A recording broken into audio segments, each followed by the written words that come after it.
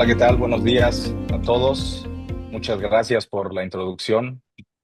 Y bueno, arranquemos con este panel y muchas gracias a todos los que forman parte del mismo. Muchas gracias a eh, Neuron Sustainability Summit por la invitación.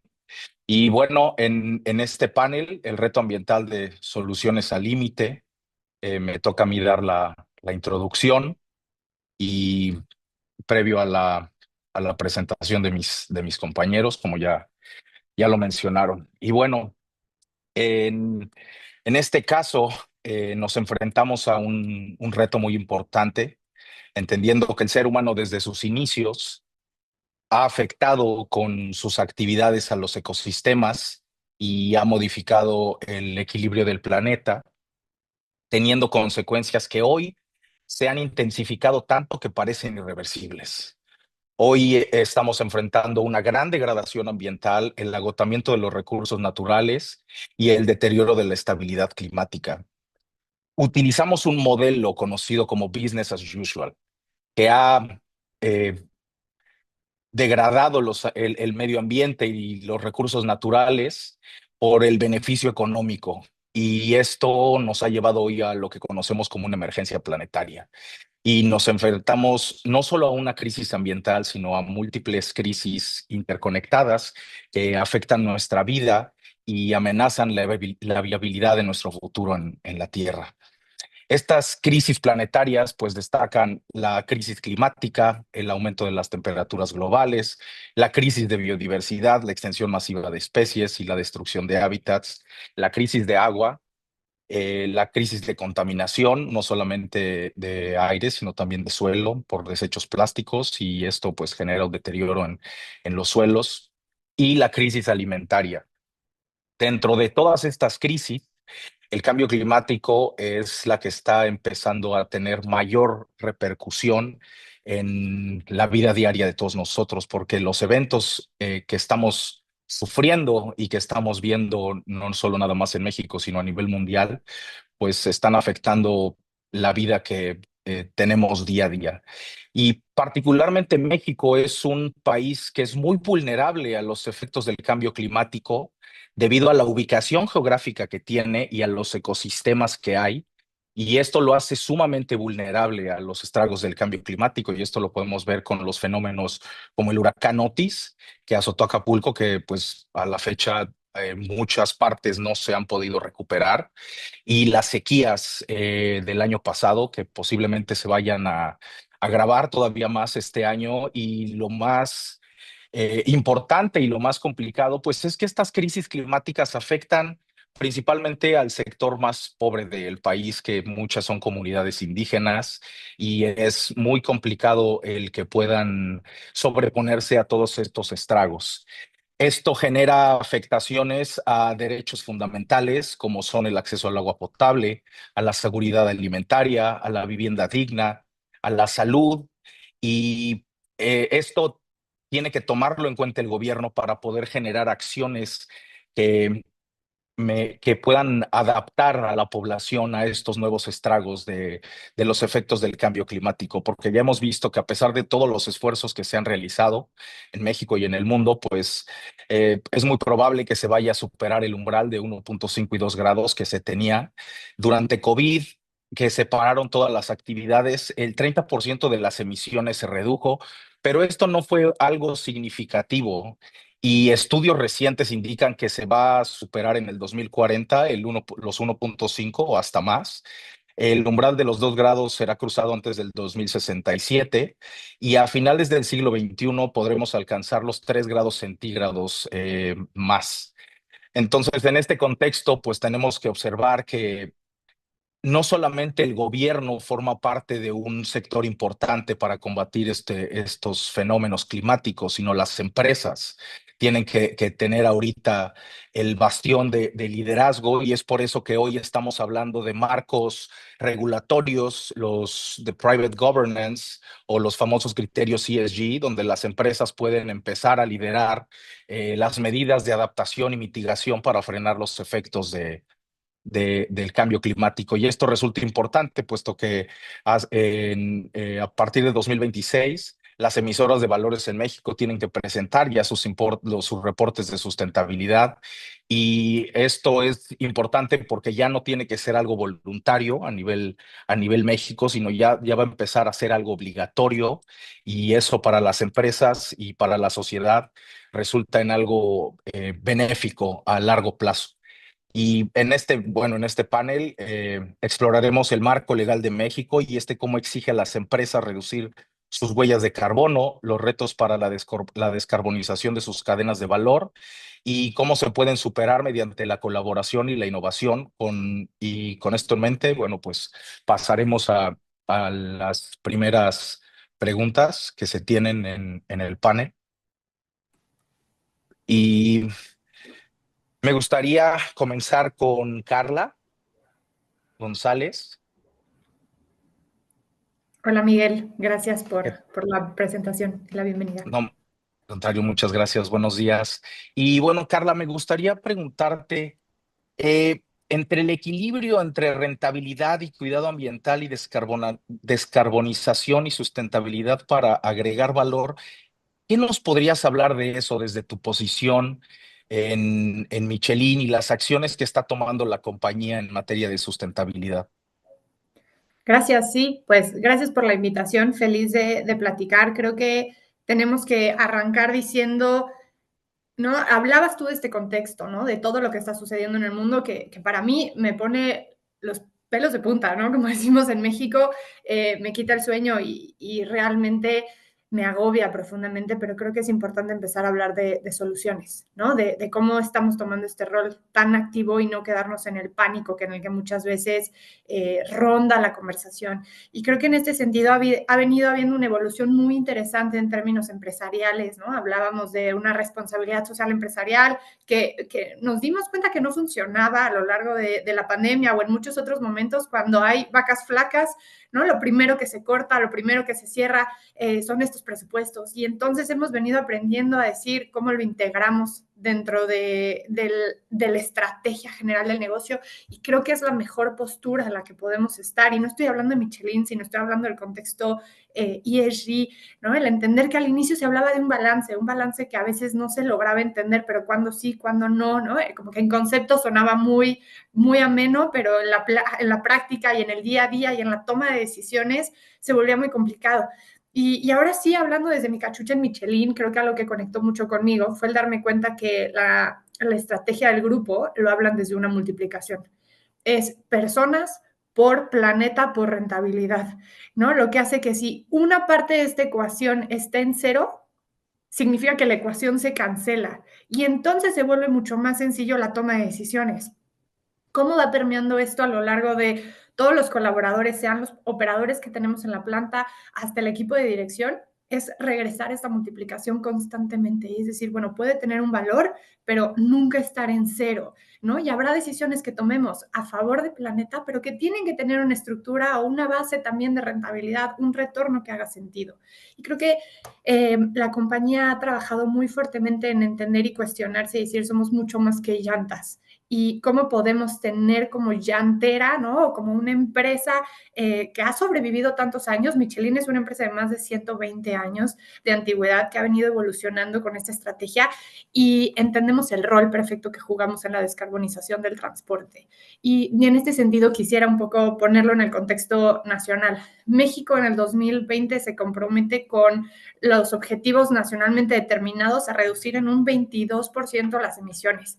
Y cuando haces un doble clic en eso, dices, hay 8 industrias clave, ¿no? Obviamente siendo el proceso, las industrias como tal, la manufactura, pero los residuos también, y ahorita podemos hablar mucho de las llantas al final de la vida útil y todo lo que estamos trabajando para gestionarlo, pero sobre todo el rol del transporte.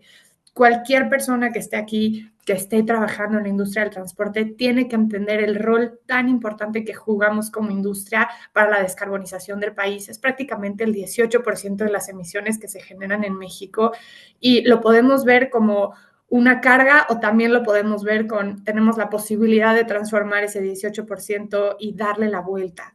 Y en ese sentido, Michelin está trabajando muy fuerte en ser este aliado donde entendemos que descarbonizar tu transporte puede ser algo retador, puede ser algo que muchas veces lo vemos como imposible económicamente hablando, pero estamos demostrando con una cosa que se llama el TCO, que es el Total Cost of Operation, el entender cómo una llanta de baja resistencia a rodamiento, que es parte de la investigación que lleva trabajando años Michelin, porque ahí está la clave para descarbonizar el transporte, no solamente hablando en electrificación, que eso es un gran flujo, ¿no? Donde tenemos que ir, pero también entender que si reducimos los consumos de diésel y de combustible, podemos tener un impacto muy fuerte. Y entonces hablar de disminuir la resistencia al rodamiento de las llantas con el pavimento va a disminuir muy fuertemente la generación de emisiones conforme a el diésel, ¿no? Que es lo principal en transporte pesado en México. Entonces, creo que para mí la clave está en hablemos desde una multiplicación, entendamos que no es ya un balance, sino tiene que ser parte de la estrategia de crecimiento y de desarrollo de una organización, como en nuestro caso es la apuesta fuerte para descarbonizar el transporte terrestre, marítimo, todo el tipo de transporte que existe, porque es donde conocemos perfectamente y donde sabemos también que tenemos un potencial de impacto enorme.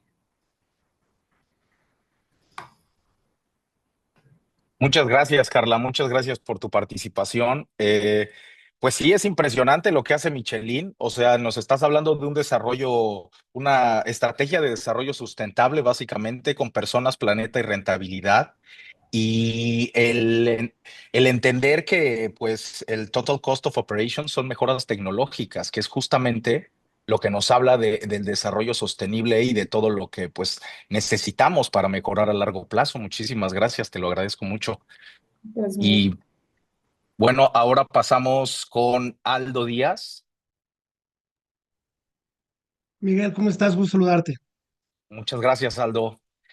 Bueno, hoy a ti quisiera preguntarte, ¿cómo va la transición energética y hacia dónde vamos? Es una pregunta, pues, bastante complicada, yo lo sé, pero pues yo sé que nos vas a dar una gran respuesta y nos vas a dar luz en todo esto que nos está pasando. Bueno, gracias por la oportunidad. A ver, es una pregunta muy interesante.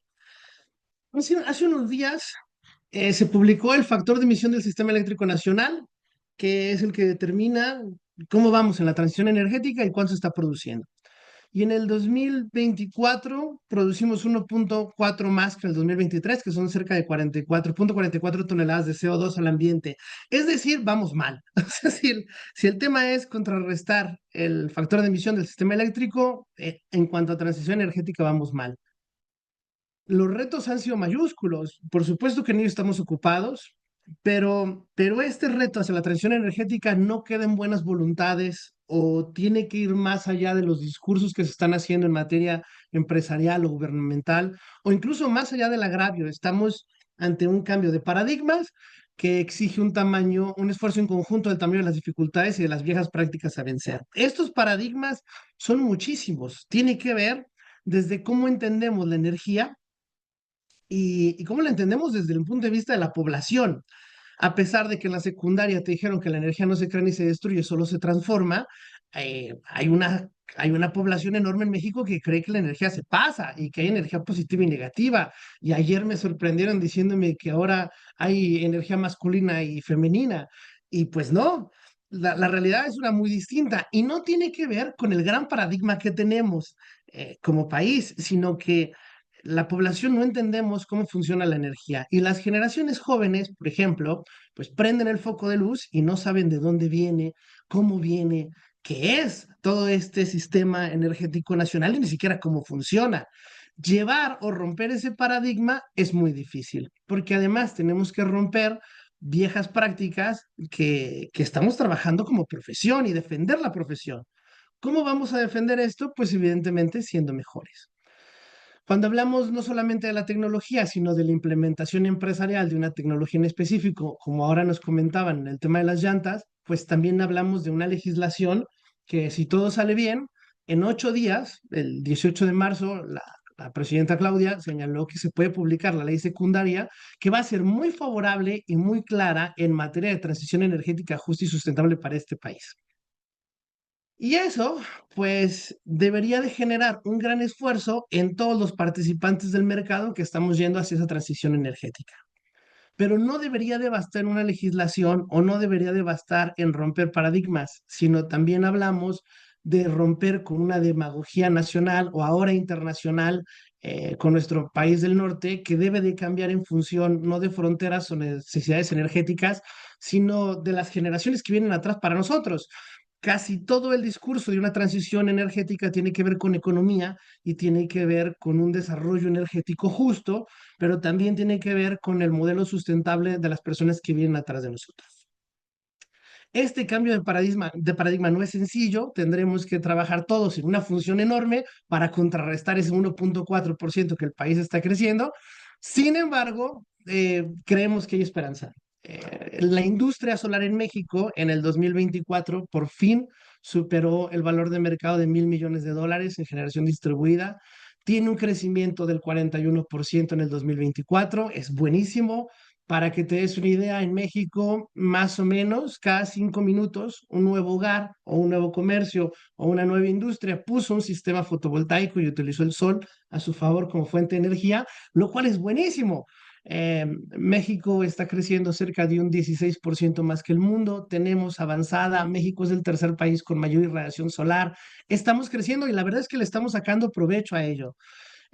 Pero la energía solar, que además está creciendo, no puede hacerlo solo. La cantidad de energía que necesitamos es muchísima y es por ello que requerimos que todos los actores clave de nuestra población sumen esfuerzos hacia esta transición energética justa, no solamente porque el país lo necesita, sino porque el mundo lo necesita.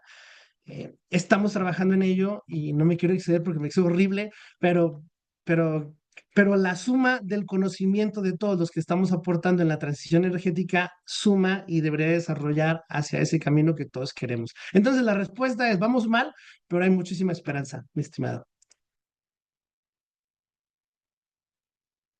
Muchísimas gracias, Aldo. Eso que dijiste de todos suman, creo que es algo con lo que nos podemos quedar muy puntual de tu presentación, porque en todo lo que nos mencionas, de que hay legislación, de que hay tecnología, pues hablas de distintos sectores, no nada más el gobierno, no nada más privados, hablas también de la sociedad, sino el entender que todos formamos parte del mismo planeta, del mismo país, y que todos tenemos que aportar lo que necesitemos para poder generar una transición energética y frenar estos estragos que nos están generando, es algo que realmente es muy importante. Muchas gracias por cerrar con eso, te lo agradezco. Y bueno, como siguiente participante tenemos a Mauricio Cárdenas. ¿Cómo estás, Mauricio? Buen día. Muy bien, Miguel, muchísimas gracias. Al contrario, muchas gracias. Oye, pues para ti también tengo otra pregunta. Sería, ¿qué soluciones alternativas existen para superar el tema ambiental? Ahora, viendo lo que nos hablaba Carla y nos hablaba Aldo, lo que yo di un poquito, ¿qué nos puedes hablar tú un poquito más respecto de las alternativas que hay para superar todo este cambio climático que vivimos hoy y estos problemas? Sí, ahí yo partiría desde lo que ha investigado la Ellen MacArthur Foundation desde Londres, que es una de las organizaciones pioneras de los conceptos de economía circular. Y es que aproximadamente la mitad del problema, de hecho calculan en 55% del problema del cambio climático, se podría reducir con solamente dos medidas. Una, la de eficiencia energética, y la otra, la de adopción de energías renovables. Entonces, hay que decir, y desde el punto de vista de los sectores de actividad de mayor emisión de gases de efecto invernadero, que el sector energético tiene un rol protagónico. Desde la mirada de la Cámara Verde de Latinoamérica y España, que yo represento, hay tres países que pueden servir de punto de referencia para México en el resto de Latinoamérica. Uno de ellos es Costa Rica, que hoy es 100% su fuente de generación de energía eléctrica basada en energías renovables. Otro es Chile, que ya va en cerca del 25%.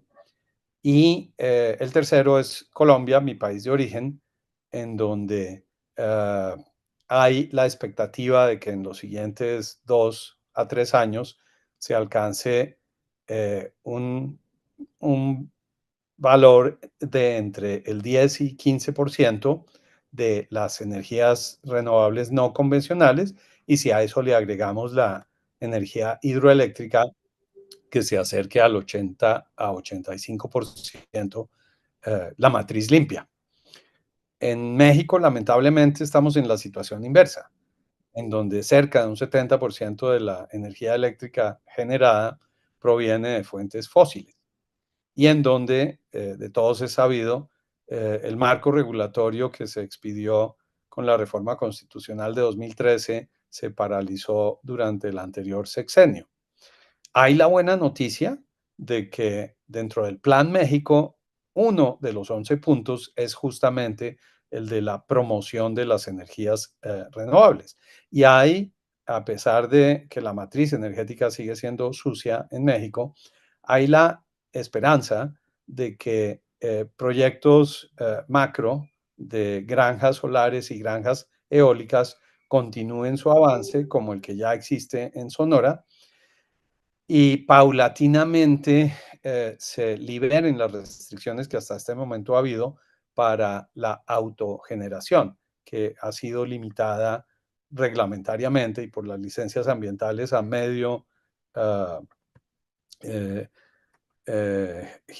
gigavatio en México, en el caso de, perdón, medio megavatio, en el caso de otros países de los que ya he hecho mención, esa posibilidad de la autogeneración excede en 3 y en 4 veces ese límite.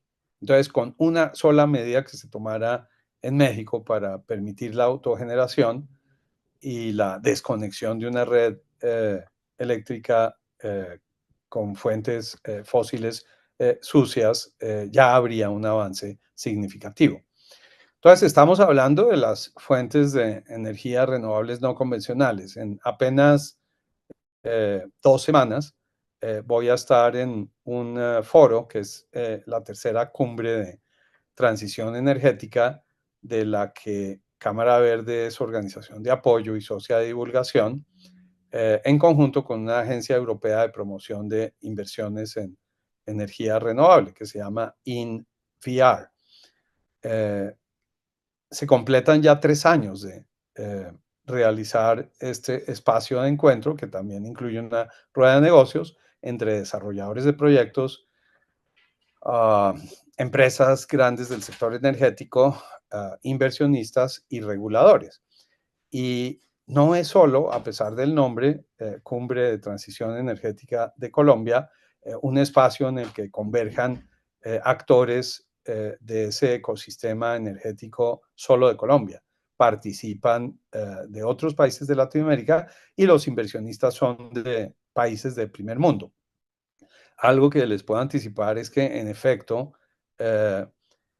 además de la energía solar y la energía eólica, hay proyectos que puede que porcentualmente no tengan una inmensa importancia en el concierto del total de necesidades energéticas de un país como Colombia, pero hay fuentes geotérmicas, y hay la que también en este foro se va a tratar, el hidrógeno verde, particularmente para vehículos de carga, particularmente navieros, que van a absorber, en el mejor de los escenarios, hasta un 10% de las necesidades energéticas. En todos los casos que acabo de mencionar, estamos hablando de 0 emisiones, en contraste con lo que ha dado origen al mercado de carbono, que es la penalización de las empresas de energía y gas, que deben compensar En todos los países lo hay. En México está también avanzando lentamente el impuesto de carbono para que justamente se compensen las emisiones de los sectores tradicionales. Las alternativas tecnológicamente existen, económicamente hay unos retos importantes y ambientalmente, como ya lo dijeron mis colegas, si no hay, y lo dijiste tú al inicio de la moderación, si no hay avances serios en la materia, vamos a tener que atenernos a las consecuencias y va a ser una emisión de gases de efecto invernadero que va a ser invivible para, no solo para los humanos, sino para la fauna y flora de la que dependemos para nuestra alimentación y nuestro consumo. Y este no es un escenario que ninguno quisiera considerar posible. Y yo creo que es un escenario que nadie de los que estamos aquí, los que están viendo este panel, pues nos gustaría enfrentar. Y resulta muy eh, interesante lo que dices respecto de los 2 puntos que hay que alcanzar para lograr el 55%. Suena muy sencillo, pero pues ya el llevar y el implementar esos 2 puntos, pues tiene su complejidad, como bien lo mencionas, y también es importante ver que pues hay otros países en Latinoamérica que son aliados comerciales, que están haciendo las cosas pues de una manera más acelerada, y yo creo que es un punto importante que México tiene que tomar en cuenta para poder escalar a esos niveles como Costa Rica, como Chile, como Colombia y como algunos otros países, y poder tener un marco más robusto y mejores prácticas. Muchas gracias, Mauricio, por tu participación. Y pasamos ahora con Juliana Lugo. ¿Cómo estás, Juliana? Buenos días. Miguel, ¿cómo estás? Gracias por la invitación a este panel. No, hombre, al contrario, muchas gracias. Y bueno, te quisiera preguntar, ¿qué desafíos enfrentan las empresas al descarbonizar las emisiones, especialmente las de alcance 3? ¿Y qué estrategias efectivas podrían implementar para superarlas? Esto entendiendo todo lo que ahora se está manejando con los temas de ESG y los nuevos reportes que se van a tener en México.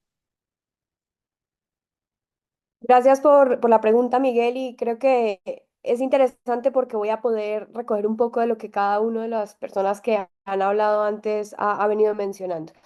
Las emisiones de alcance 3 son generalmente las menos abordadas y las más complejas de mencionar, por una razón en particular y es que dependen de otros. Y las empresas que han adoptado o digamos, han publicado este reto de descarbonizar toda su cadena de valor se están enfrentando a esa interdependencia que tienen de sus proveedores, distribuidores, clientes, entre otros. Ahí lo que nosotros hemos dado cuenta de Hyper ESG, acompañando a diferentes empresas en estos retos, es más del 80% de las emisiones de las empresas está ubicado en el alcance 3. Entonces, ahí hay un reto importante y hay que empezar a ver cómo abordarlo. Luego de eso, como decía Mauricio, la energía o la electricidad tiene un rol protagónico porque después de alcance 3 está alcance 2 y sobre todo en industrias manufactureras, empresas productoras de envases, empaques y demás, ¿no? Entonces, definitivamente, si lo quisiéramos ver de una forma un poquito simplista, vamos a decir, ese alcance 3 es la suma al alcance 1 y 2 de cada una de las industrias que está conectada con las diferentes cadenas de valor. Cuando hablamos de desafío, nos enfrentamos a, primero, una mirada de el corto plazo versus el largo plazo, ¿no? Y qué es lo que las empresas están, digamos, esperando em, respecto a las decisiones que esto viene a traerles y que les impulsa a tomar.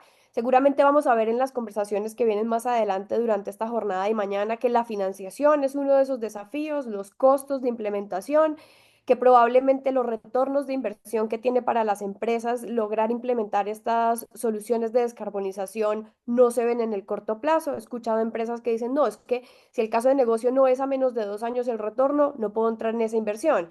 Y eso es parte, digamos, como de los desafíos que hay dentro de las conversaciones. Tenemos temas también de capacidad instalada, de adopción de nuevas tecnologías, porque esas nuevas tecnologías implica que las empresas también tengan que correr o recorrer, digamos, como una curva de aprendizaje, ¿cierto? Y dentro de esa curva de aprendizaje están los errores. Y ahí hay un poquito de resistencia también a ese, como a ese punto. Entonces, la descarbonización nos invita a repensar las cadenas de suministro y ajustar las estrategias o los modelos de negocio. Hay un tema adicional que tú mencionabas al final con los reportes de ESG, estándares, etcétera. Creo que también hay un tema clave que viene y es la transparencia y la rendición de cuentas. Justamente leía un artículo hace un par de días que mencionaba unas universidades analizaron 1041 empresas y el 40% de esas empresas abandonaron o no cumplieron las metas de descarbonización que tenían a 2020, hace 5 años, pero igual fueron esas empresas, digamos, que el 9% fracasaron y dijeron, sí, no la logramos, no logramos llegar a esas metas, y el 31% desaparecieron o como que reajustaron esas metas. Entonces ahí vemos también algo relevante que es cómo estamos, si estamos pensando la descarbonización y la sostenibilidad desde un enfoque y una mirada de continuidad del negocio. Lo decía Carla, esta es una empresa de 120 años que seguramente quiere estar en el mercado 100 años más. Entonces, si es un tema de continuidad de negocio, hay que cambiar esa mirada, porque cuando salen las empresas a anunciar, tenemos estas metas al 2030, al 2040, al 2050, net zero, ¿cierto? Hay mucha como apoyo mediático, hay, digamos, posicionamiento, temas de reputación que son positivos para las empresas, completamente válido y sí, válido, interesante y está bien, pero también hay que ver cómo estamos en temas de rendición de cuentas, porque de esas cifras que les mencionaba de que leí hace un par de días, lo que se dieron cuenta es de ese 40% que no cumplió, no pasó nada, no hubo, digamos, como un reclamo, digamos, significativo tampoco del mercado o a nivel mediático. Entonces, por ahí no es la cosa. Entonces, más bien, ok, apoyémonos en los estándares que existen, pero vamos a pensar y hablar desde el enfoque estratégico, que era lo último que me preguntabas, viendo y con una mirada de la descarbonización como un elemento que esté intrínseco en la evaluación de los riesgos de la continuidad del negocio.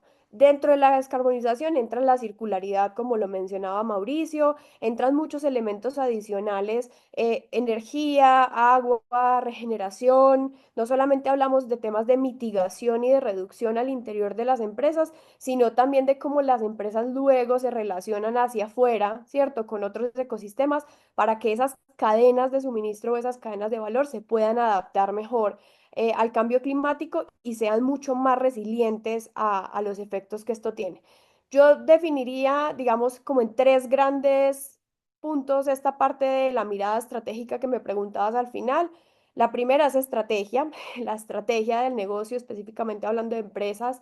La segunda es decisión, la importancia de las decisiones basadas en datos. Y la tercera, que también es absolutamente clave, como bien mencionaba al inicio, hay bastante interdependencia, es la colaboración. Voy a ir súper rápido, entonces, por cada una. En términos de estrategia, la acción, desde nuestra perspectiva, tiene que ser el origen de la estrategia. Es decir, dentro de la estrategia tiene que haber acción, tiene que haber acciones de corto, de mediano y de largo plazo. Tampoco nos podemos quedar, porque es algo que nos hemos encontrado mucho con las empresas, la preocupación de estas, perdón, la preocupación de estas, de tener que hacer proyectos de alto costo y de alto impacto, y es revisemos opciones también bajo costo, alto impacto, medio costo, alto impacto, perdón. Y es actuemos, hay que moverse y hay que ir iterando y hay que ir probando para poder saber cuáles son esos resultados emergentes que van a permitir ajustar la estrategia en el camino, ¿cierto? La innovación también es parte de la estrategia y no solamente innovación súper disruptiva, sino innovación en procesos y en relacionamiento con los actores que están en la cadena de valor.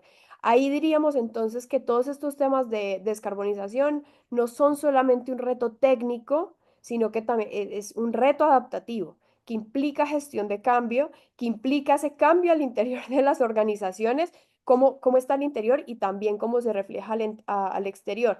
Decisiones variadas en datos, basadas en datos, ¿por qué? Porque una cosa es medir la huella de carbono, tener unos datos de lo que pasó, pero también es cómo empezamos a usar esos datos para hacer proyecciones, para hacer cálculos que les permitan a las empresas saber cómo moverse en su suministro, por ejemplo, que es gran parte del alcance 3, qué proveedores sobreponer ante otros o con cuáles hacer mayores alianzas, etcétera, pero también ir mirando hacia adelante y poder ir iterando, no esperar solamente año con año a ver cuál fue el resultado anterior de la huella de carbono y si es que la intensidad bajó o no bajó con todo lo que hicimos, sino que cada acción que se vaya a implementar ya se pueda ver cuál puede ser ese impacto y ahí entra un componente muy importante que es la tecnología al servicio de esa toma de decisiones basadas en datos donde se puedan incluir esas variables pues climáticas a nivel de suministro.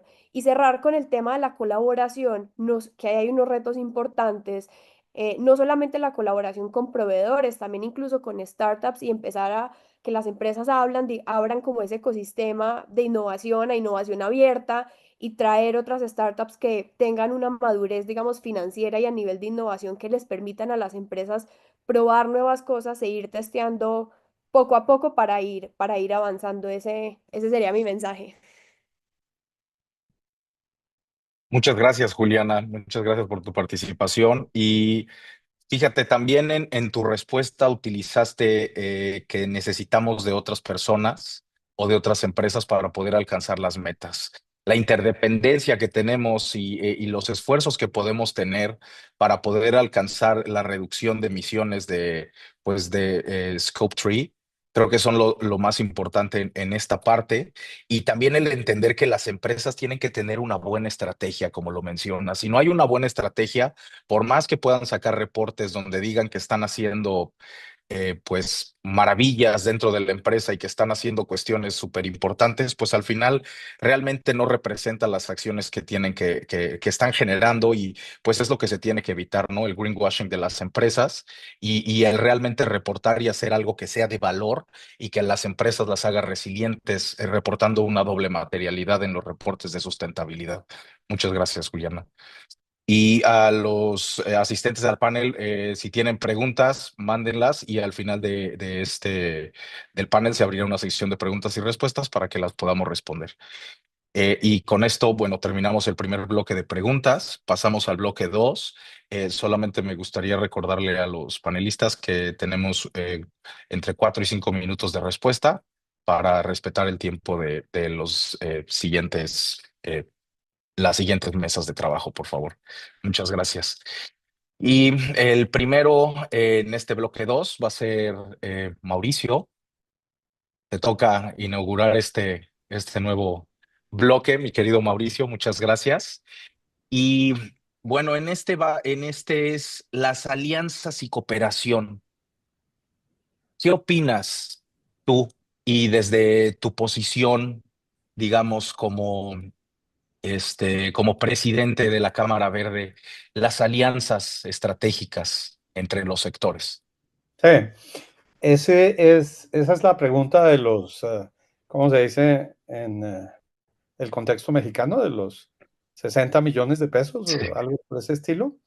Porque sí, una de las características de nuestro contexto cultural, pero no es extraño a otras naciones, es la dificultad enorme que hay para lograr colaboración, incluso en causas que si no se resuelven van a quitarle el piso a todos los involucrados.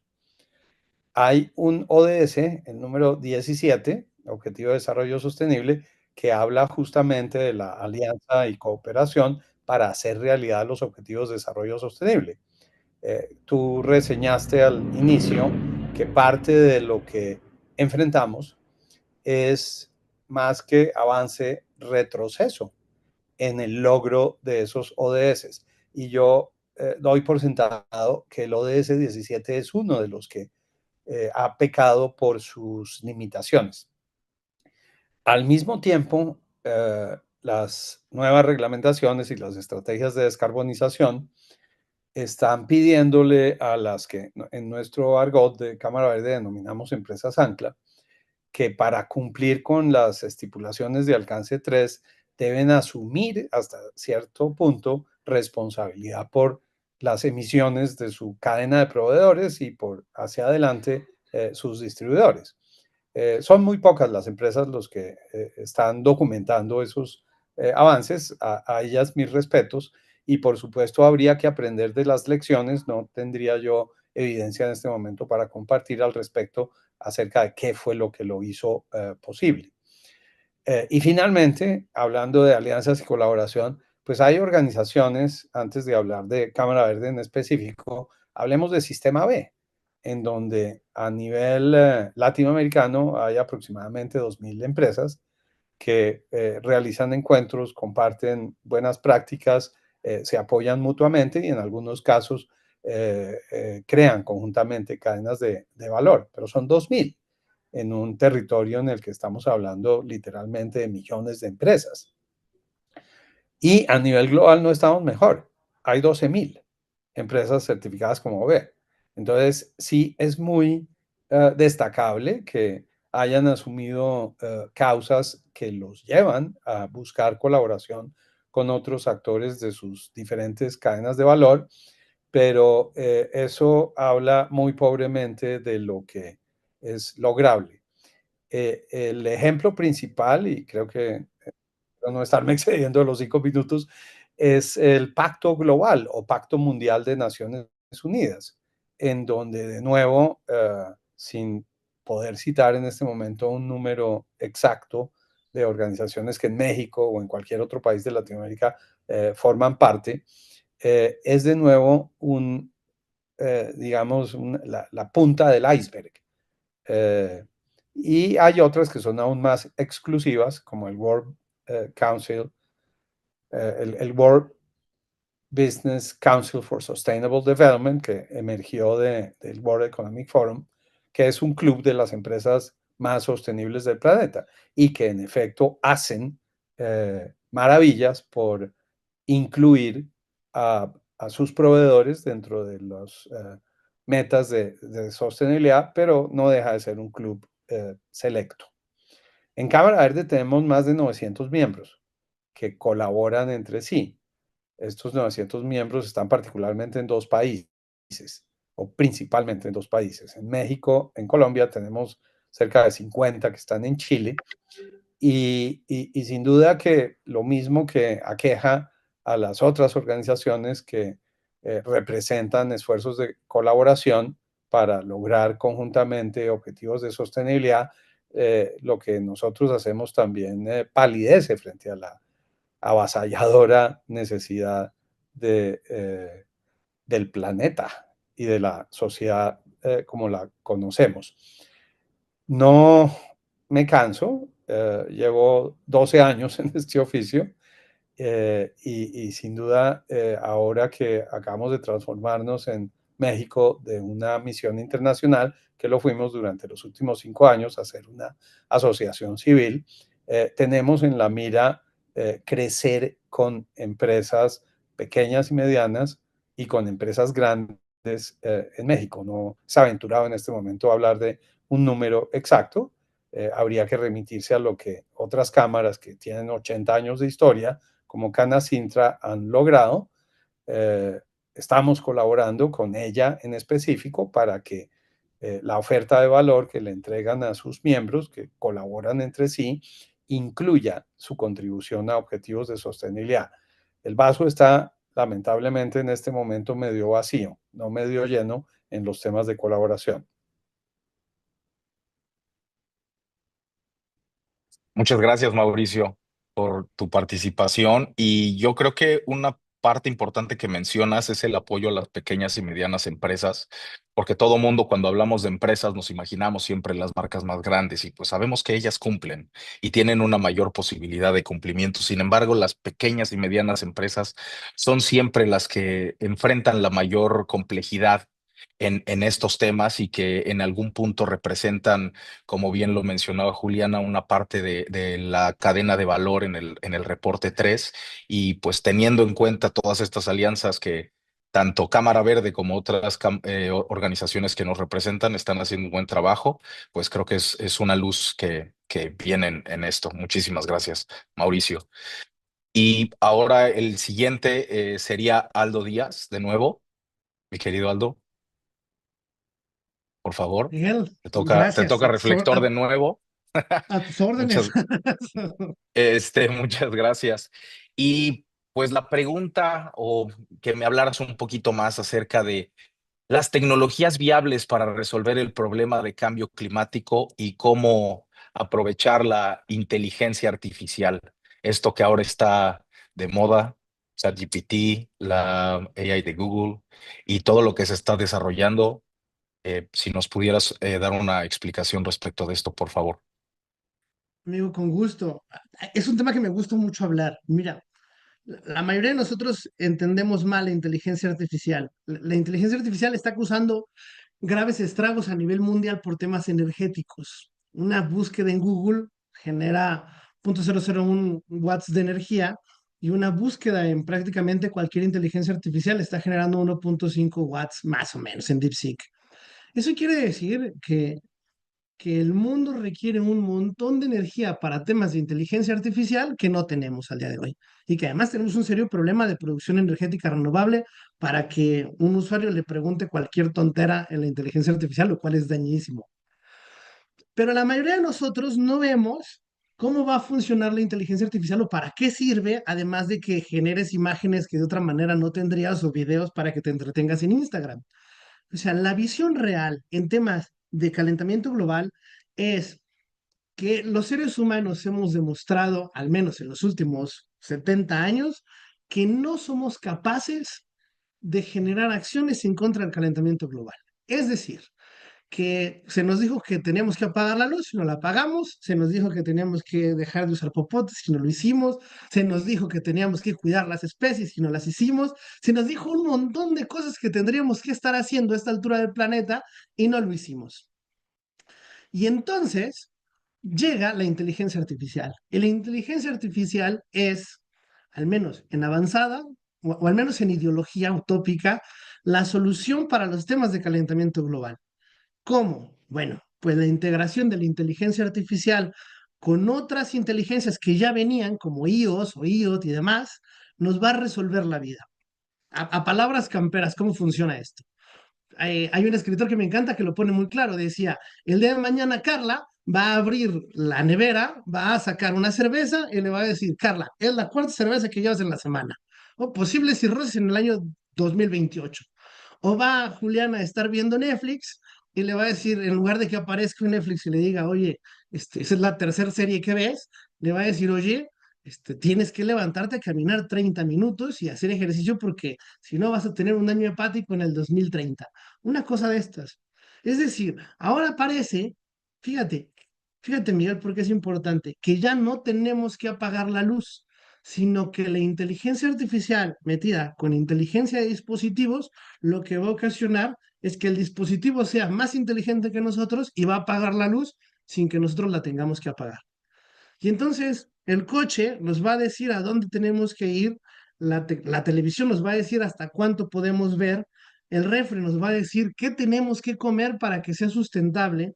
Y entonces cada uno de los productos que tenemos y las empresas lo que deberían de estar trabajando con inteligencia artificial no es la creación de imágenes para redes sociales, sino cómo modificamos todos los consumos y patrones del ser humano para que sea sustentable sin perder de vista la economía y sobre todo sin dañar el Producto Interno Bruto de los países. Y este juego entre inteligencia artificial, eficiencia energética y desarrollo tecnológico es lo que está llevando, al menos a los expertos, a una de las respuestas más factibles y menos utópicas en temas de calentamiento global. Si como seres humanos demostramos que hemos fallado, al menos dejemos a la inteligencia artificial que lo haga. Alguien decía, oye, pero vamos a terminar como monitos de op, alimentados por las máquinas y siendo controlados por ellas. Pues no, la realidad es que como especie humana tenemos que admitir que si el fuego se inventó en el Neolítico y hoy en el año 2025 no hemos encontrado un método de energía sustentable, renovable y limitada, bueno, creemos que lo más idóneo sería darle espacio a la inteligencia artificial para que nos ayude a encontrar una metodología que nos permita seguir subsistiendo como especie humana con el desfalco de recursos que tenemos como especie. Ese es mi comentario. Muchísimas gracias, mi querido Algo. Sin duda un tema muy amplio y pues algo de pues que nos podríamos quedar aquí hablando toda la tarde. Como bien dices, pues es algo que nos puede decir cómo modificar nuestros patrones de conducta, o también puede servir para pues estar preguntando cualquier tipo de cosas. Y pues realmente, como bien mencionabas en un principio, el entender que lo que estás haciendo y cada clic como sociedad corresponde a consumo de agua, consumo de energía y pues todo lo que conlleva esta situación. Entonces, muy interesante. Muchísimas gracias. Y ahora es el turno de Carla, de nuevo. Muchas gracias. Con gusto, Miguel. Y pues la pregunta sería, ¿cuál es la responsabilidad de las empresas en materia de el reporteo, de este tema de el reporte sustentable? ¿Cómo entenderlo como estrategia? ¿Cómo abrirse a nuevos mercados? ¿Cómo se entiende la industria? El rol que tienen las empresas dentro de este reporte de sustentabilidad. A ver, quisiera irme un pasito atrás, ¿no? Es entender que nadie conoce tanto en la industria como las mismas empresas de la industria, ¿no? Creo que a veces estamos esperando que venga alguien más a decirnos, hey, industria, ustedes son súper contaminantes o súper, ¿no? Un poco jugando el ejemplo de inteligencia artificial. Nadie sabe tanto del impacto que tiene la inteligencia artificial en el planeta como la gente que se dedica a inteligencia artificial, ¿no? Quien lo está desarrollando.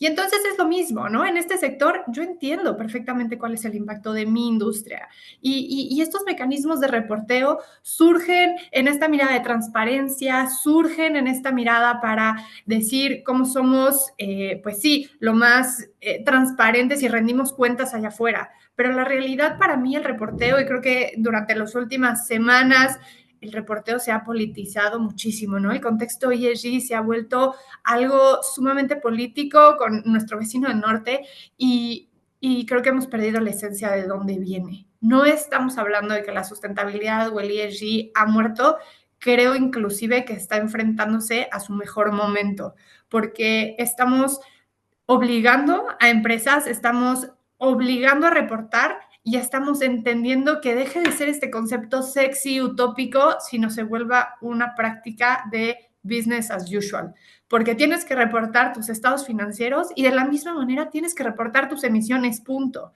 Ya no es sexy que si uno lo hace, que si el otro lo hace, que si le puso un logo más bonito.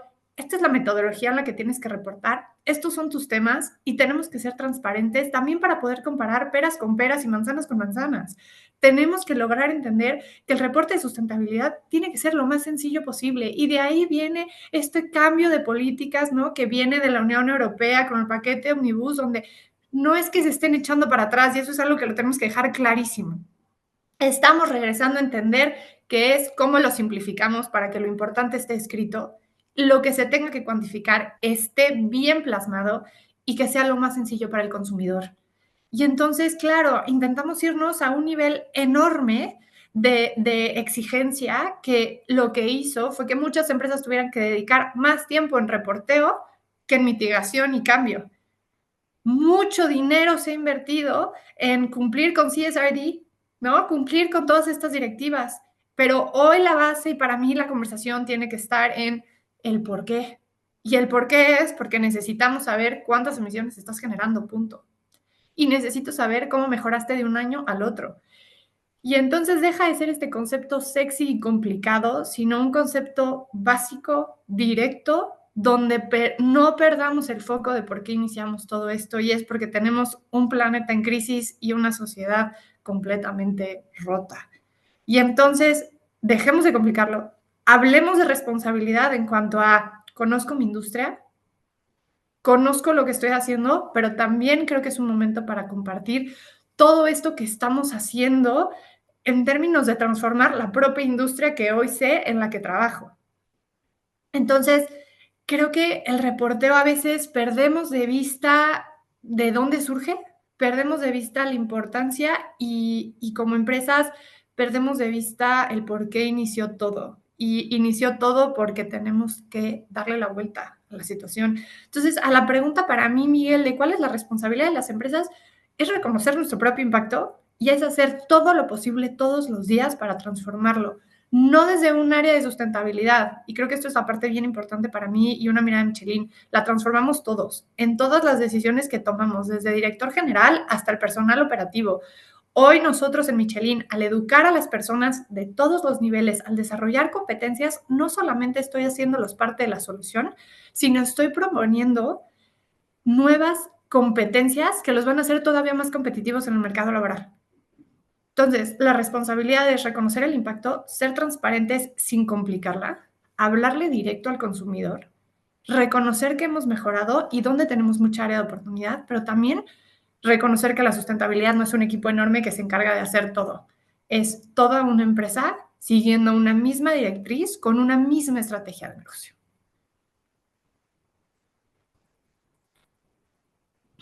Muchas gracias, Carla. Creo que sí tienes mucha razón. El tema de que las empresas puedan tener la información concreta y concisa y puedan dar una responsabilidad a sus acciones y tener bien claras las oportunidades y los retos, les permite a las empresas poder marcar unas soluciones a mediano, corto y largo plazo de una manera sin tanto costo, que pues creo que es lo más importante, y con mayor efectividad. Entonces, esto le quita, como bien mencionas, el tema de que es de moda y toma los marcos regulatorios al tema de ESG como un nuevo paradigma y una nueva visión de negocios. Muchas gracias. Y ahora tenemos la participación de nuevo de Juliana. Muchas gracias, Juliana. Sí, Creo que listo. adelante. Muchísimas gracias. Y me gustaría preguntarte, ¿cuáles son los retos que enfrentan hoy las empresas para construir alianzas estratégicas y cooperar con otros actores en la descarbonización de las cadenas de valor? ¿Y cómo podemos abordarlos de una manera más efectiva para que podamos acelerar el impacto que estos tienen? Va un poquito de la mano con la primera pregunta que te hice. Buenísimo, gracias ahí Miguel por la pregunta. Voy a empezar me encantó la intervención de Carla y voy a empezar por ahí. Creo que para empezar hay que simplificar el lenguaje de la sostenibilidad y hacerlo un poquito más universal. Hay una brecha entre el lenguaje de sostenibilidad ultra técnico y el lenguaje del negocio y que hablan las empresas que están dentro del negocio. Y digo que esto es importante porque es que dentro de la colaboración, lo que nos hemos dado cuenta que funciona es construir y co-crear con personas de diferentes áreas de la organización, no solamente con las personas que saben de temas ambientales o que están liderando temas de sostenibilidad. Bien lo decía Carlas, todos hacen parte, tanto de la construcción como en algún punto también de la toma de decisiones. Entonces creo que ese es un tema absolutamente relevante dentro de la colaboración. Otro tema que nos hemos encontrado es si hay un recelo de compartir información entre diferentes empresas, lo que nos muestra que hay oportunidad para la construcción de confianza. Sí es relevante, digamos, entender de dónde viene esa desconfianza que puede haber al momento de sentar, porque lo hemos visto, lo hemos trabajado y lo hemos abordado a partir de la gestión de cambio y de la creación o construcción de esa confianza entre diferentes actores, específicamente del sector privado. Entonces, al final del día, ¿qué es lo que vemos? Cuando hay una apertura, digamos, a poder implementar soluciones de corto, de mediano y de largo plazo, cuando hay apertura de actuar, de iterar, las cosas empiezan a mover mejor, ¿no? ¿Qué es lo que hemos encontrado como aprendizajes dentro de la colaboración? Uno, en la medida en que hay la unión de diferentes actores, no solamente del sector privado, sino también, por supuesto, gobierno, ONGs, organizaciones que son expertas en temas específicos. Digamos, lo que le permite a las empresas es ampliar la frontera que tienen. Bien lo decía Carla, nadie conoce mejor la industria que los que están en la industria, pero en la medida en que se juntan todos los eslabones, y ahí hemos tenido ejercicios muy interesantes de construcción y ampliación de esas cadenas, hay una ampliación también de la frontera y de la visión que tienen las empresas. Hay algo muy interesante que ayuda a reparar la confianza, es cuando las empresas comparten los retos que tienen, qué es lo que les duele al interior de la compañía, porque hay resistencia a hacer ciertos ajustes, proyectos que van en pro de la descarbonización o la sostenibilidad, ¿sí? Y ahí empiezan a decir, es que sabes que yo tengo el mismo dolor o yo lo he abordado de esta manera y eso ayuda a ir reparando la confianza y hace parte de estas metodologías de gestión de cambio que nosotros utilizamos y abordamos dentro de estas conversaciones. La colaboración permite, y esto es algo muy chévere, y es encontrar economías de escala, mapeos de ahorros, oportunidades de eficiencia. eh, es decir, una cantidad de cosas. A veces se logra la fórmula perfecta de se reduce impacto ambiental y se reducen costos, otras veces no, pero sí hay oportunidades ahí de generar otro tipo de conversaciones al interior de las empresas para que puedan actuar, para que puedan empezar a encontrar, como decía hace un rato, esos resultados que les van mostrando hacia dónde ir evolucionando su camino de la sostenibilidad para ajustar y mejorar, para que esos escenarios de colaboración permiten justamente, como decía Carla, bajar un poquito de la expectativa de todo lo grande, de los términos, de los reportes, de lo complejo, hacia las cosas que al final del día se van a dar en el día a día, que es lo importante, para poder después ir y reportarlo y comunicarlo como un granito o como un gran logro, como un caso de éxito. Y creo que también está muy bueno, y bien decía ahí Carlos, los escenarios donde Mauricio, perdón, donde estos escenarios donde se comparten también los fracasos, porque la sostenibilidad es compleja. Es, es un reto sistémico, implica muchos actores, implica decisiones difíciles, implica elecciones para las empresas y a veces elegir es renunciar.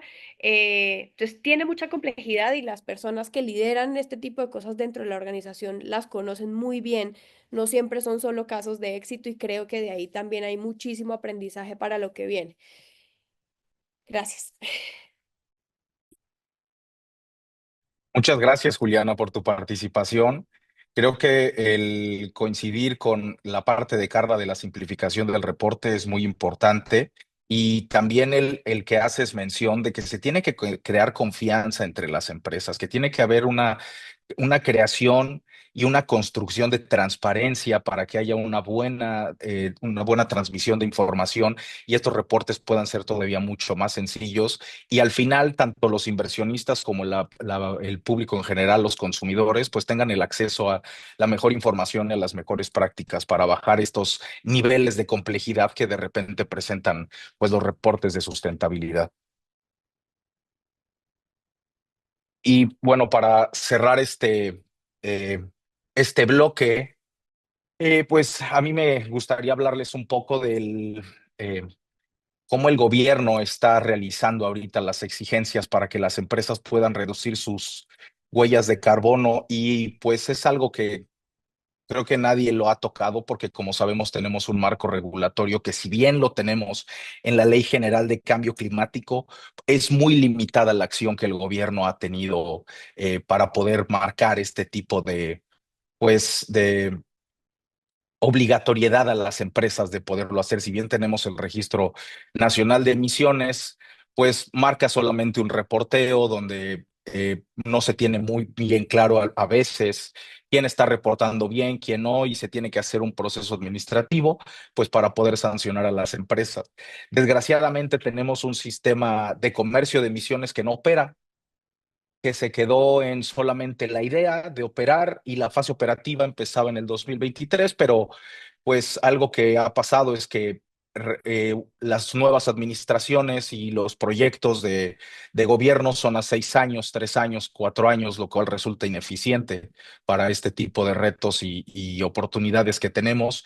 Y la fase operativa, desgraciadamente, que iba a empezar en 2023, pues nunca ocurrió y es algo que podría ser muy beneficioso para las empresas y podría representar un gran crecimiento en el tema de la reducción de gases de efecto invernadero, pero algunos estados están haciendo pues lo que tienen dentro de sus facultades, como son los impuestos ambientales, como el tema de Zacatecas, Querétaro, Nuevo León, que tienen buenas prácticas en cuanto a estos impuestos. Y como bien lo mencionamos al cierre de este bloque, pues las obligaciones que se acaban de publicar en el Diario Oficial para todas las emisoras que realicen ofertas públicas de valores en el mercado mexicano, lo cual ya las va a obligar a tener que reportar anualmente la sustentabilidad de las empresas. No nada más cómo las empresas afectan el medio ambiente, sino cómo el medio ambiente está afectando a las empresas. Estamos hablando de una doble materialidad, eso es muy importante, porque aquí los inversionistas están interesados en saber cómo el cambio climático va a enfrentar la cadena de valor, la cadena de producción y cómo se van a tener que enfrentar a estos retos y cuál es la inversión que tienen que tener y si es rentable la inversión. Y también hacer transparente todo lo que las empresas hacen en cuanto a situaciones de daño al clima o a los recursos naturales o a las afectaciones.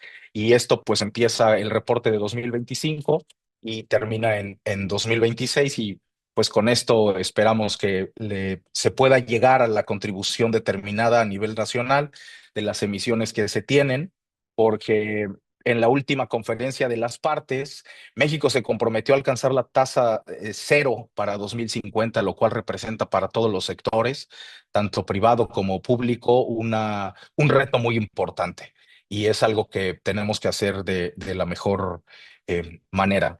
Y con esto yo cierro el bloque 2 y pasaremos al bloque 3 para sus conclusiones, un mensaje final y terminaremos con una serie de preguntas y respuestas. Y me gustaría que Mauricio, por favor, nos dieras tu cierre y tu conclusión, por favor. Muchísimas gracias, Miguel.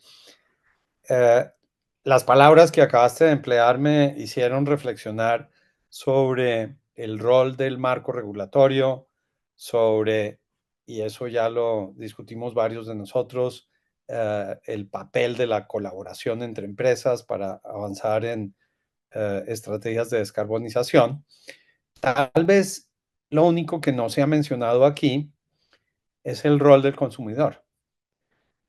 Parte de lo que nosotros hemos venido haciendo, y eso es lo que nos ha permitido llegar a un mayor volumen de seguidores. Obviamente este es ese fenómeno de las redes sociales que muchas veces no significa nada. Desde el punto de vista nuestro, sí nos ha permitido sintonizarnos con una nueva generación que es bastante más exigente en materia ambiental que las antiguas generaciones, principalmente la que yo represento, y que le está cambiando el tipo de demanda a los proveedores de productos y servicios. Ejemplos. De no ser por los jóvenes, no habría ciclorrutas. De no ser por los jóvenes, no habría moda sostenible. De no ser por los jóvenes, y ahí sí seguramente hay generaciones anteriores que los antecedieron, no habría productos naturales y saludables en contraste con no solo la comida basura, sino los ultraprocesados. Y así podría seguir la lista. Nosotros tenemos un conjunto de 15 sectores de actividad en donde el motor que dinamiza el crecimiento de la oferta verde son los consumidores conscientes. Entonces, si bien al inicio tal vez Carla fue la que mencionó que la expresión sostenibilidad no es ampliamente conocida, la expresión objetivos de desarrollo sostenible es aún menos conocida. Parte de la labor que una organización como la nuestra, Cámara Verde, que es una asociación civil, y muchas otras que pueden tener intereses comerciales, las cámaras de diferentes gremios los tienen, el mejor aporte que le pueden dar al avance de lo que aquí nos dimos la tarea de discutir es educar al consumidor, es conectarse con aquellos que ya son conscientes y aprender de sus prácticas y diseñar productos y ofrecer servicios que a la par que hacernos la atención de conservar la biodiversidad, reducir la contaminación y, por supuesto, minimizar las emisiones, le permiten a esos jóvenes esperar que sus hijos y sus nietos van a tener un mundo vivible. Y es esa masificación, y me permito un pequeño comercial aquí, lo que tenemos en mente en asocio con organizaciones como Hectágono y otras que se han convertido en aliadas nuestras para la realización del sexto Climate Week LATAM, con una expresión muy concreta de varios días de duración en la Ciudad de México, a partir de octubre 5, en que vamos a dialogar con la comunidad, en que aspiramos a tener una de las secciones del bosque Chapultepec en la Ciudad de México para generar una asistencia lo más masiva posible, no solo de los ya iniciados, sino en general de las personas que, no siendo necesariamente hoy consumidores conscientes, aspiramos a que lo sean y ejerzan esa presión frente a las empresas. Para culminar, tal vez fue Carla la que también mencionó lo del demérito de los conceptos de ESG, habida cuenta de lo que el vecino del norte y el Banco Mundial y el fondo BlackRock están haciendo, y 15 estados de la Unión Americana están haciendo, de ponerlo en el terreno de la ilegalidad. Los mercados de carbono, que poco han avanzado en un país como México, ya no son lo que hace 3 años eran, desde el punto de vista de su expansión. Entonces, el brazo financiero y los inversionistas que contribuyen están cambiando totalmente de perfil. En ese Climate Week, continúo la publicidad, vamos a tener la primera subasta de bonos de naturaleza y de biodiversidad que se realice en Latinoamérica. No son bonos de carbono, no tengo el tiempo para explicarlos aquí, pero el día 16 y 17 en la Ciudad de México, y obviamente con conexión virtual a los países de los que participen compradores y proveedores de esos bonos, se va a generar un nuevo impulso a estos temas. Esa es mi conclusión: traer a la comunidad y traer a las herramientas financieras muy centralmente en esta iniciativa. Muchas gracias, Mauricio. Me gustaría si Aldo nos puedes dar tu conclusión y si lo podemos hacer lo más breve porque ya traemos un retraso para el siguiente panel, por favor. Bueno, no te pones, muchísimas gracias por la oportunidad. Yo termino muy rápido. Pues, si todo sale bien, lo que decía, en 8 días, en 6 días, habrá una ley secundaria que cambie la manera en que México está consumiendo energía y produciendo energía limpia. Sin embargo, los retos son mayúsculos.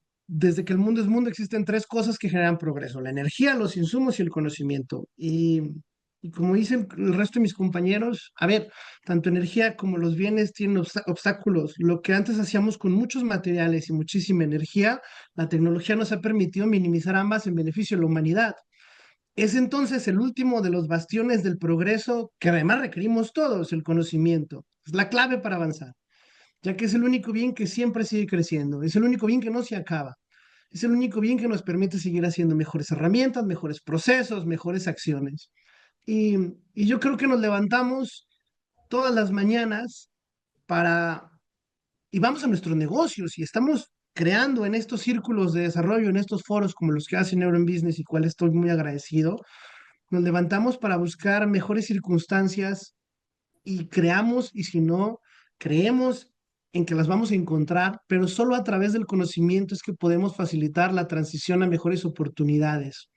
Y en ese aspecto creo que estamos desde acá, en cada rincón del país, juntos avanzando y compartiendo conocimiento con personas increíbles como las que tengo el gusto de compartir hoy, hacia allá. Esa es la esperanza. En la medida en que todos, desde nuestras trincheras, desde el sector empresarial, desde la dichosa pentahélice, asociaciones, ONG, gobiernos, entre cada uno de los rincones del país, podamos dejar de ser egoístas y podamos aprender a compartir conocimiento y a sumar esfuerzos, podemos dejar de estar en la ignominia. No solamente porque nuestro país o nuestra sociedad lo requiere, sino porque de no hacerlo pagaremos el altísimo costo de ser obsoletos, y además vendrán las próximas generaciones a señalarnos y a decirnos: ¿por qué si sabías todo? ¿Por qué si tenías todo para hacerlo no lo hiciste? Entonces, la invitación que les hago a todos es a seguir compartiendo conocimiento, a seguir abriendo foros como este, y estaremos siempre encantados de la vida de sumar y de apostar y de trabajar con nuestros compañeros a seguir creciendo en un mundo sustentable. Muchas gracias, Miguel.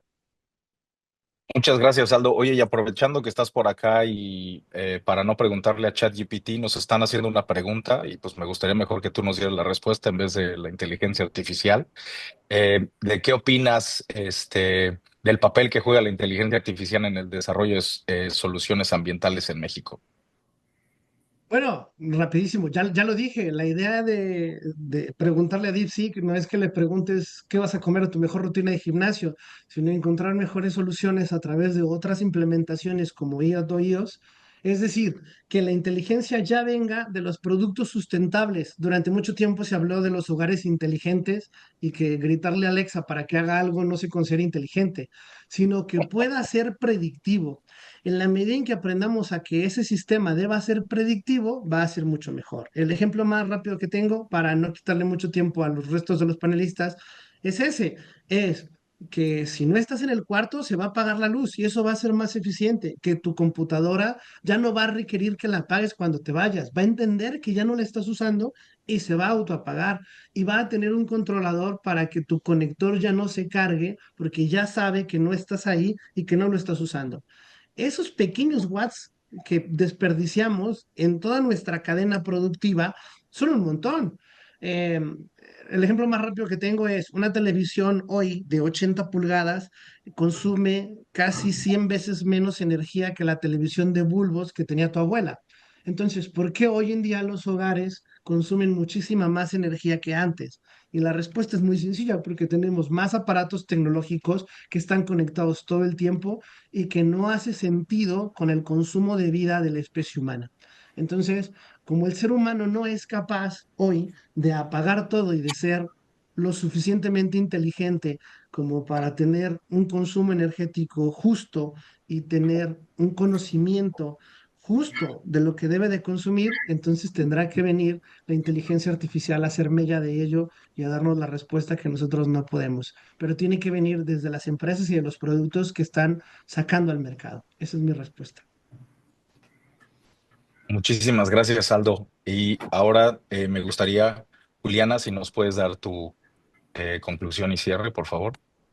Gracias, Miguel. Bueno, para cerrar y gracias a todos los que nos escucharon durante este rato, mi mensaje sería más acción, más iteración y más colaboración para lograr la sostenibilidad. Actuar desde el rol que cada uno tiene dentro de las organizaciones, llámese sostenibilidad ambiental, financiero, compras, logística. Actuar desde el rol que tengan en el presente, pensando o sin perder de vista, digamos, los retos que tienen las compañías o las organizaciones en las que estamos de cara al futuro, de manera que pues podamos construir cadenas de valor cada vez más resilientes, y también digamos que cuiden este planeta que bien decías tú, es el único que tenemos y sin planeta no hay sociedad, sin sociedad no hay economía. Entonces esa triple cuenta, como decía Carla, definitivamente tiene que estar en equilibrio para que funcione. Gracias a todos por escucharnos y a todos los que estuvimos aquí por compartir nuestros puntos de vista. Creo que estuvo muy interesante y muy enriquecedor este panel. Muchas gracias, Juliana. Y bueno, Carla, me gustaría que también nos dieras tu cierre y conclusiones, por favor. Sí, creo que muy rápido, Miguel. Para mí me quedo con sustentabilidad es estrategia de negocio, ¿no? Ya no es me dedico a sustentabilidad, te dedicas a, ay, wow, siembras árboles, ¿no? Es estrategia de negocio y estoy sumamente vinculada a la estrategia de negocio. Hoy hablar de nuestros productos tiene que ser sinónimo de hablar de sustentabilidad, punto. ¿No? Me quedo con que muchas veces la puerta está cerrada porque sustentabilidad se ve como algo caro y no. ¿No? Diseñar un nuevo producto, mitigar algún riesgo te sale mucho más caro. Y creo que necesitamos ver la sustentabilidad como esta manera, como esta oportunidad para posicionarte más fuerte, para mitigar riesgos, para cuidarte como organización, para sobrevivir, y que esto tiene un retorno de inversión. Entonces, no cerremos la puerta a que sustentabilidad es igual a me va a salir carísimo, entonces olvídenlo, sino a entender la mirada general y mucho más completa, ¿no? A lo mejor invertir en una llanta Michelin, que es una llanta premium, te sale un poco más caro, pero tu retorno de inversión por los ahorros en combustible, por los ahorros en impuestos ambientales que vas a estar pagando, se genera, ¿me explico? Y entonces tenemos que ver un panorama un poco más grande. Entonces, para mí tenemos el potencial de disminuir este 18% del cachito que nos corresponde, que es la industria del transporte, y es una gran oportunidad para diferenciarnos, para generar ahorro, para cuidar a tus colaboradores todavía más y entender que esta mitigación de riesgos o sustentabilidad es una gran oportunidad como organización para ser estratégicos y no nos quedemos con esta mirada de es lo sexy, es lo extra o es cuando me sobra un cachito o porque lo voy a reportar, sino porque está tan centrado en tu modelo de negocio que existen muchas posibilidades de innovación y de desarrollo. Muchísimas gracias, Carla. Y bueno, para cerrar, digamos, todo el panel, a mí me gustaría concluir diciendo que nos encontramos ante una nueva administración federal. Como sabemos, esta administración, estos 6 años, coinciden con el primer periodo de compromiso del Acuerdo de París. Y pues esto nos marca lineamientos que tienen que ser claros desde el gobierno federal, una estrategia no nada más hacia el 2030, sino hacia el 2050, considerando no solo las estrategias de mitigación, sino estrategias de adaptación y entendiendo que las medidas de adaptación que se tenían ya no están funcionando. La resistencia, resiliencia y la reubicación ya van a empezar a ser obsoletas y tenemos que tener un rediseño en las políticas, el transformar la estructura social, la economía, la infraestructura, porque solamente esto nos va a dar la capacidad de que el mundo se estabilice y podamos enfrentar todo lo que viene. En esto viene muy, muy fuerte lo que ustedes comentan de las empresas, porque vemos que esto lo tendría que hacer el gobierno y no lo está haciendo. Y si las empresas empiezan a liderar esto, la sociedad civil va a estar ahí como perros de pelea, viendo quién está reportando bien, quién no lo está haciendo, y por eso la transparencia de los reportes empieza a ser muy importante. Y tratar de hacerlo de la manera más justa y progresiva, y siempre recordar que el cuidado del planeta es una causa común que trasciende fronteras, ideologías y sectores. Y la crisis ambiental no distingue divisiones políticas, religiosas, raciales o sociales. Todos vivimos en este planeta, todos estamos afectados por lo mismo y si todos lo hacemos, todo lo vamos a lograr. Les recuerdo que había un hoyo en la capa de ozono, se hicieron las cuestiones necesarias y no lo tenemos más.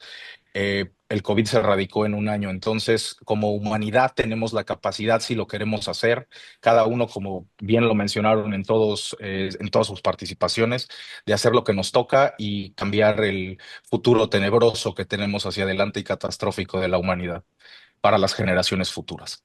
Muchas gracias a todos por su participación.